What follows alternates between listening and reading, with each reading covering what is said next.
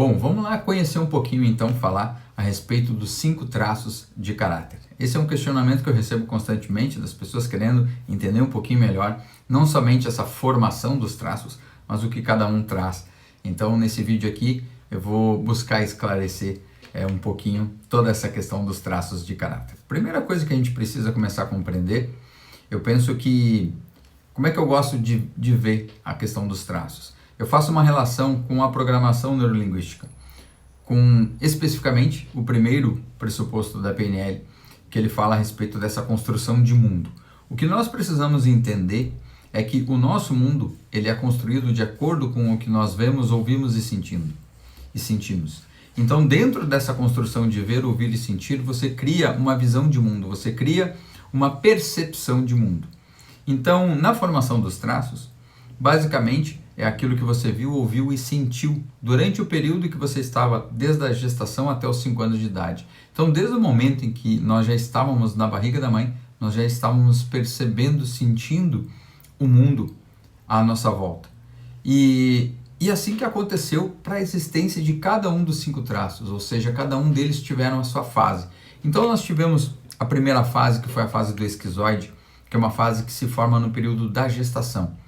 Então imagina que é o momento em que a criança está lá percebendo o mundo à sua volta, e nesse momento em que ela percebe o mundo à sua volta, dentro da barriga da mãe, existe uma mãe aqui fora que está vivendo a sua vida. Só que a gente não sabe como que é a vida dessa mãe. Então, geralmente, numa gravidez que foi mais complicada, numa gravidez onde a mãe passou por uma série de situações que, vou usar o termo aqui, anormal, né? Ou seja, fora de controle, uma situação onde foi uma gravidez complicada, onde de repente o relacionamento, dinheiro, tudo, enfim, a vida que aquela mãe estava vivendo aqui fora, aquele bebê que estava lá dentro, ele sentiu desde o início. Então, significa dizer que num processo chamado de mielinização, que eu vou usar o termo aqui de programação para simplificar mais, nesse processo é onde a criança que está lá dentro da barriga da mãe, ela percebe que toda vez que ela se mexe, o mundo fica estranho. Então, no corpo dessa pessoa, quando ela nasce, ela vai ter uma estrutura corporal onde, para quem tem o traço da esquizoidia mais alto, ele vai ter o quê? Vai ter um aspecto mais magrelo, porque toda a energia vai estar mais na região da cabeça. Vão ser pessoas que têm uma criatividade muito grande, uma capacidade de imaginar, de raciocinar muito grande, e o corpo, na verdade, é só um suporte para a cabeça. Então são pessoas que trazem consigo, obviamente a gente não tem apenas um traço, nós somos um conjunto dos traços, tá? Mas essa pessoa que tem a esquizoidia mais alta, ela vai gostar de ficar mais isolada, ela vai gostar de ficar mais sozinha, ela vai gostar de ficar mais na caverna, como eu costumo dizer, né? Ficar mais no canto dela, ficar mais quietinha ali. E é uma pessoa que é avessa a demonstrar os sentimentos, a colocar para fora o que está sentindo. Porque, na verdade, o mundo acontece muito na cabeça dessa pessoa, né? E todo traço tem a sua dor e tem o seu recurso. No caso dos esquizoides, a dor é o medo de ser rejeitado. E o recurso é a criatividade, a própria capacidade de imaginar. Isso é um recurso. Quando a gente vai para o primeiro ano de vida, que é a segunda fase, a gente chega na fase da oralidade, que é o momento em que a criança começa a perceber que o mundo dela é a mãe. Só que da mesma maneira, de repente, aquela mãe não deu mamar, ou deu mamar demais, ou deu mamar de menos, mas vamos imaginar que aquela criança estava, de repente, com uma roupa pinicando e ela chorava. E a mãe vinha e dava mamar. E, na verdade, a necessidade daquela criança não era o mamar, era a roupa que estava atrapalhando. E aí aquela criança fica com a percepção de abandono.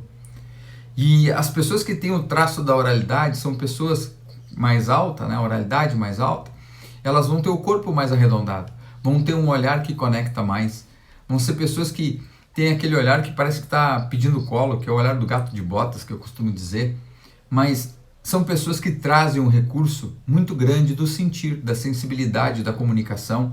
Então são pessoas que acabam adquirindo um aspecto mais fofinho no corpo, exatamente para poderem ser abraçadas, porque é isso que, na verdade, os orais, eles gostam de sentir, eles gostam de ter um abraço. Depois nós vamos para a terceira fase, que acontece entre o primeiro e os 2 anos e meio de idade, que é a fase do psicopata, que é o momento em que a criança começa a perceber que o mundo ele funciona como um balcão de trocas. Eu faço algo, eu ganho alguma coisa, eu faço isso, ganho aquilo. E aí, na cabeça, na mente dessa criança, fica registrado exatamente isso, que o mundo ele é um balcão de trocas. Então, na vida adulta, são pessoas que trazem uma praticidade maior, são pessoas que trazem consigo no recurso uma capacidade de liderar, de articular, de negociar, mas tem um sentimento muito grande de que a dor de serem usadas, de serem manipuladas. São pessoas que não gostam de ficar devendo nada para ninguém. Pessoas que têm um traço da psicopatia mais alta vão ter um aspecto corporal com uma espécie de triângulos. É como se o queixo ele vai afinando, o tronco ele, em relação à cintura ele é mais largo, né? Então são pessoas que você vê que tem exatamente esse tipo de formato de corpo, né? Os ombros mais largos do que a cintura e costumam inclusive parar com a base aberta, né? Com os pés abertos, para serem maiores do que elas realmente são. E são pessoas que têm também, né, um aspecto de exibir o sentimento muito baixo, porque para elas o mundo ele é melhor sem sentimento.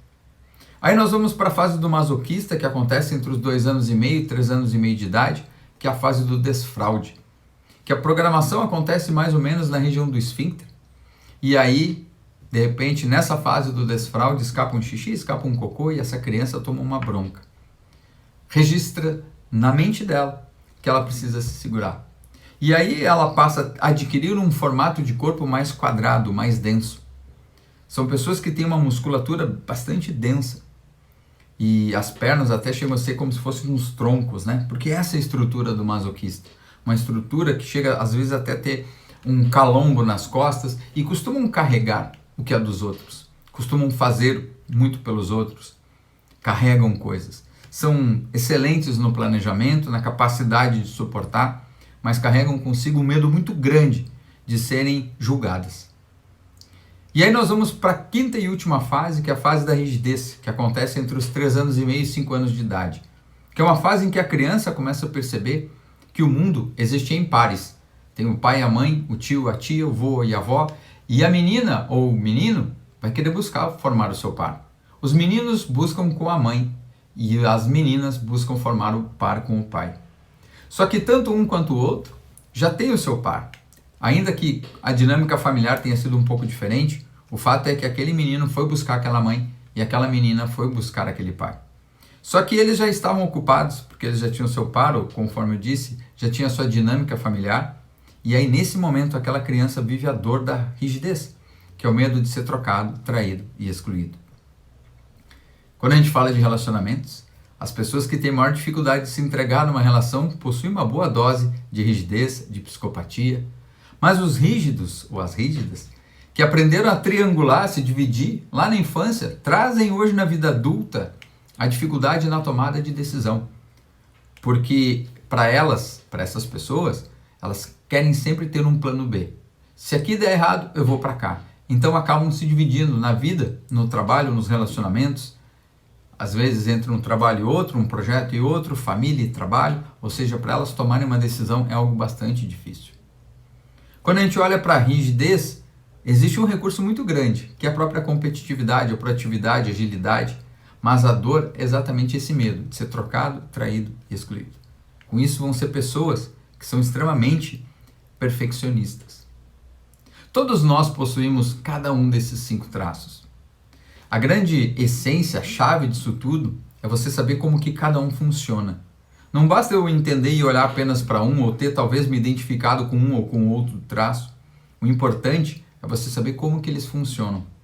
Por isso que na análise, na devolutiva, né, da análise corporal, você aprende exatamente a entender como que cada um funciona. Mas compreenda que você possui cada um deles e eles estão aí agindo diariamente, te atrapalhando nos relacionamentos ou te ajudando, te atrapalhando ou te ajudando na vida financeira e na vida profissional, em todas as áreas da vida. E quanto mais a gente busca se entender, se conhecer, maior é a oportunidade de você fazer uma mudança completa aí de vida.